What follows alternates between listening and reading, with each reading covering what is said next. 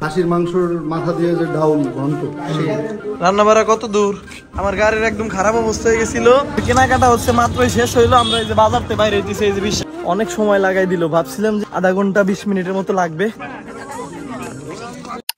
আসসালামু আলাইকুম guys, it's a special day for me. আমি যদি প্রথম থেকে বলি তাহলে কাহিনীটা হচ্ছে, গতকালকে আমি হচ্ছে শুনতে পারি রাত্রিবেলা একটা অ্যানাউন্সমেন্ট শুনতে পারি, এটা মসজিদের মাইকে। সেটা হচ্ছে বলতেছিল লা ইলাহা ইল্লাল্লাহু ওয়া লিল্লাহিল হামদ, এরকম টাইপের আর কি। সো আমি তো এইটা শুনে ভাবছি যে হায় কালকে ঈদ, আর আমার কেউ বললো না, কেমন হলো বিষয়টা। সো আমি হচ্ছে যখন একটু মনোযোগ দিয়ে শুনতেছিলাম, তো পরে শুনি দেখি হচ্ছে ঈশের নামাজ পড়াবে, আপনার কি বলে এটা, ইস্তেগফারের নামাজ বা এরকম কিছু একটা শুনলাম। অ্যান্ড এটা হচ্ছে বৃষ্টি নামার জন্য। সো পরবর্তীতে আমি তো ভাবলাম যে অবশ্যই যাইতে হবে, কারণ এখানে হচ্ছে আমাদের ফরিদপুরে আর কি বৃষ্টি নামে নাই বললেই চলে, বেশ অনেক দিন যাবত। সো আমি হচ্ছে সকালবেলা জায়নামাজ টাইনামাজ নিয়ে রেডি হয়ে বের হয়ে পড়ছি। 10টার সময় হচ্ছে ইস্তেগফারের নামাজ পড়াবে, আমি ওইখানেই যাচ্ছি। অ্যান্ড ওইখানে গিয়ে আপনাদের সাথে কথা হবে। অ্যান্ড এটা হচ্ছে একটা স্পেশাল জিনিস ছিল, এই জন্য ভাবলাম যে একটা লাইফস্টাইল ব্লগ টাইপের করা যায় কিনা। সো এই জন্য হচ্ছে গিয়ে ক্যামেরাটা অন করলাম। অ্যান্ড আমি এখন মাঠের মধ্যে আছি, আপনারা হয়তো দেখতে পারতেছেন। আমি মাঠের মধ্যে দিয়ে তারপর হচ্ছে গিয়ে ওই জায়গায় পৌঁছাবো। অ্যান্ড মাঠের মধ্যেই হচ্ছে নামাজটা পড়বো আর কি, সবাই এরকমটাই জানি। অ্যান্ড ওই দিকেই আর কি যাচ্ছি, তো ওইখানে গিয়ে কথা হবে ইনশাল্লাহ। আমি মনে হয় ঠিক দিকেই আসি, ওই যে ওই দিক দিয়ে দেখা যাচ্ছে যে লোকজন যাচ্ছে। অ্যান্ড আমার পিছেও একজন আছে, মানে আমার পেছনে, উনিও আসতেছে। সো সবাই ওই দিকেই যাব। হ্যাঁ, ওই যে দেখা যাচ্ছে মাথা, আপনারা দেখতে পাচ্ছেন কিনা জানি না, ওই যে মাথা দেখা যাচ্ছে, ওইখানে হচ্ছে সবাই বসছে। সো আমার গন্তব্য হচ্ছে আপাতত ওই দিকেই। সো দেখা যাক। শেষবার যে কবে চকে আসছে এটা আমার মনে নাই, অনেকদিন পরে আসতেছি, অনেক মানুষ হয়েছে। আমরা হচ্ছে এখানে নামাজ পড়বো। তো আমি তো যাই নামাজ নিয়ে আসছি, ভাবছি মাঠের মধ্যে ধুলাবালি থাকবে কিনা।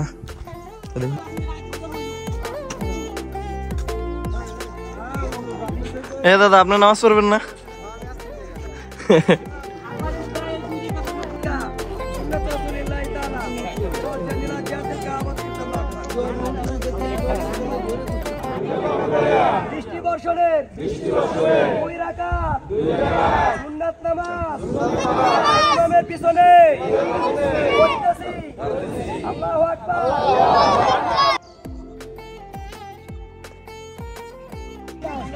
কিন্তু এনে যে খাবারের ব্যবস্থা ছিল এ তো জানি না,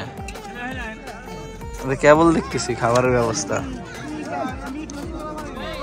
খিচুড়ি খাওয়াইতেছিল সবাইকে, খিচুড়ি মোটামুটি ভালোই হয়েছিল এবং আমার খাওয়া দাওয়া হচ্ছে শেষ। আমি বাসার দিকে রওনা দিতেছিলাম, কারণ ওইখানে প্রচণ্ড পরিমাণে গরম ছিল ওই দিনও। অ্যান্ড বৃষ্টি হবে কিনা এটা আল্লাহর উপর নির্ভরশীল, দেখা যাক কি হয়। মাত্রই শেষ করলাম আমাদের ইস্তেগফার নামাজ, মানে বৃষ্টি বর্ষণের নামাজ আর কি। এটা শেষ করতে প্রায় 1 ঘন্টার মতো সময় লেগেছে। আর আমি হচ্ছে একটা হাতাইলের পর্দায় হাঁটতেছি, এটা মানে কোনাকুনি বাড়ি যাওয়ার জন্য।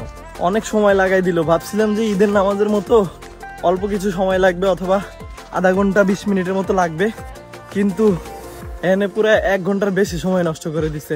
মানে নষ্ট না এক্স্যাক্টলি, আমার কথা মাইন্ড করবেন না, মানে বলতেছি যে অনেক সময় নিয়ে নিছে, যেটা আশা করছিলাম না আর কি। আমার আবার 11টায় একটু কাজ আছে, সো সেখানে যাইতে হবে। এদিকে এখানেই প্রায় 11টা বাজে গেল। আমি জাস্ট আমার বাসার দিকে দৌড়াইতেছি, সেই আবার চক্কনাখুনি যে দিক দিয়ে আসছিলাম ঠিক ওই দিক দিয়ে যাচ্ছি।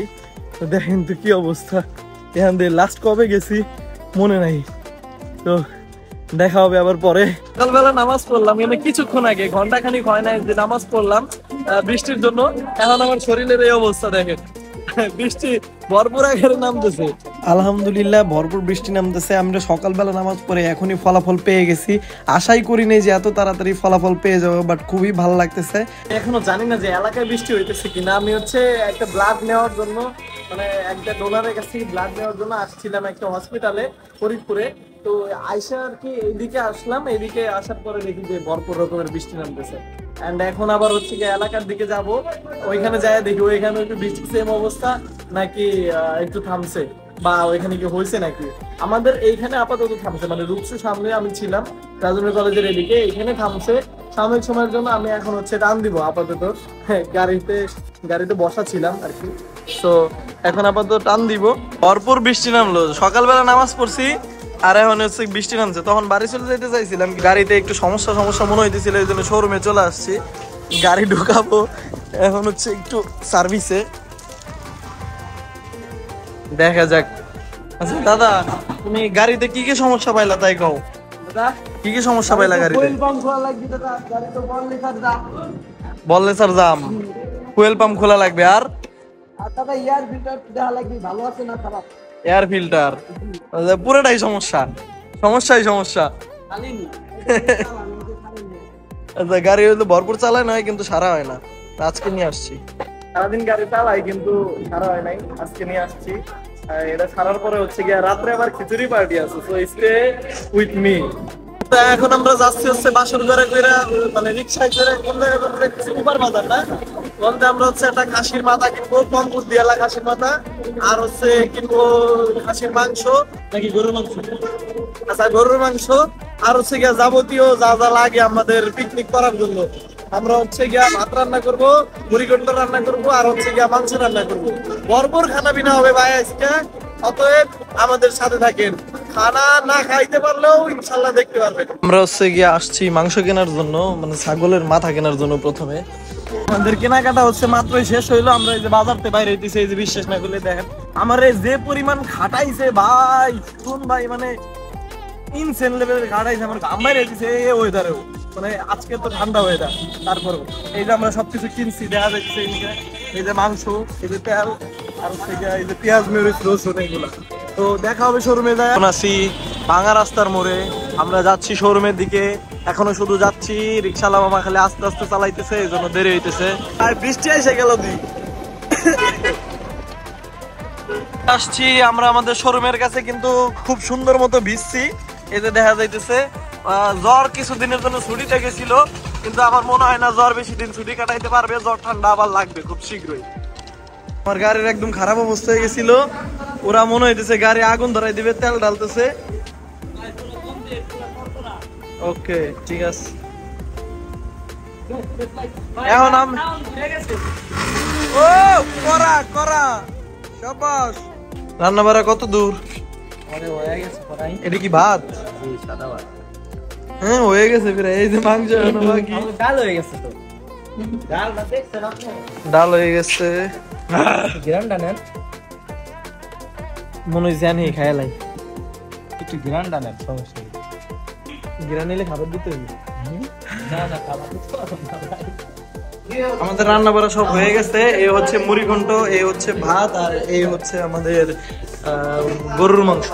এখন আমরা একটু পরে খাবো, আই থিঙ্ক সেই রকম লোভনীয় হবে গাইস।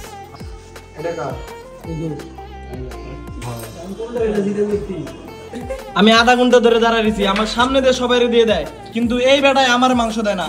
তাড়াতাড়ি দেন ভাই, সুজন ভাই। এই সুজন ভাই, আমি কিন্তু ভায়োলেন্স করতেছি না, আমি কিন্তু নীরবে কইতেছি। আর কেউ আছো? কিরে এই বেটায় আমার চিনে না। আচ্ছা যাক, বিগত সব ঝামেলার জন্য আই এম সো সরি, আমার ভুল হয়েছে। এবার আমাকে মাংস দিয়ে বাধিত করেন। আচ্ছা সোহান ভাই, কেমন হয়েছে খাবার? আলামিন কেমন হয়েছে? সত্যি সত্যি? হ্যাঁ। সুজন ভাই কেমন লাগতেছে খাবার? সত্যি বলবেন? এই যে আমাদের বাবুর্চি জোস জোস রান্না করছে, খাসির মাংসের মাথা দিয়ে যে ডাউল ঘন্ট। কিন্তু আপনি আগে আগে খাইয়া তো সব নিয়ে নিলেন, এই যে আমার পাতে তো খাসির মাংসের একটু মাথার টুকরা নাই। সবাই বসে খাইতেছে, আমিও খাইতেছি। ডাউল পাইছো, এটাই তোমার কপাল। আসলে আমি বেশি লাস্টে নেওয়া হয়ে গেছে, ডাউল পাইছো, এটাই তোমার কপাল। খুব ভালো লাগতেছে এটাই অনেক, কিন্তু ডাউলটাই মনে হয় আর একটু লবণ দিলে ভালো হইতো না। ভালো হয়েছে, এমনি খারাপ হয়নি, খুব সুন্দর হয়েছে। ওয়াও, খালি নলিটা নিছি, এটাই হচ্ছে আমি লাস্টে বাইরে বেরিয়ে করবো সবার সাথে। এটা দিয়ে নলি আনছি হচ্ছে কি এমডি নূর আলম সিদ্দিকী, অরূপে সুজন, হয়েছে না? তো এই সবকিছু মিলাই আর কি রান্নায় খরচ পড়ছে আমাদের ৬০০০ টাকা, ৬০০০, ২০০, ১০০ এরকম টাইপের। তো যদি কেউ নিজেরা ই করতে চান, ওই যে নিজেরা যদি কেউ পিকনিক করতে চান তাহলে করতে পারেন অবশ্যই। তো দেখা হবে পরবর্তী ভিডিওতে। আল্লাহ হাফেজ গাইস।